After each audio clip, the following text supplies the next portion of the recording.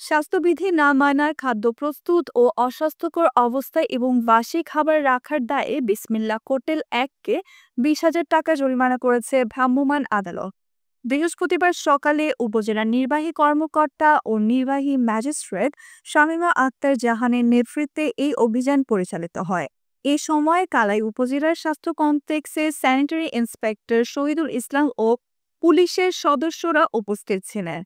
ভ্রাম্যমাণ আদালত সূত্রে জানা গেছে, হোটেলের খাবার রাখার স্থানে ময়লাযুক্ত ফ্যান, ফ্রিজে মাংস এবং বাটা মসলা একসাথে রাখা এবং বাসি খাবার সংরক্ষণ করায় তা অস্বাস্থ্যকর অবস্থায় পাওয়া যায়। এ অপরাধে ভোক্তা অধিদপ্তর সংরক্ষণ আইন ২০০৯ এ ৪৩ ধারা অনুযায়ী ২০,০০০ টাকা জরিমানা করা হয়েছে। পাশাপাশি ইউএনও তাকে আগামী ১৫ দিনের মধ্যে হোটেলটি সম্পূর্ণ পরিষ্কার পরিচ্ছন্ন করার নির্দেশনা দেন। এছাড়াও অন্যান্য খাবার প্রতিষ্ঠানগুলোকে সতর্কতা করা হয়েছে। Nusrat Jahan, এফবিএন news desk.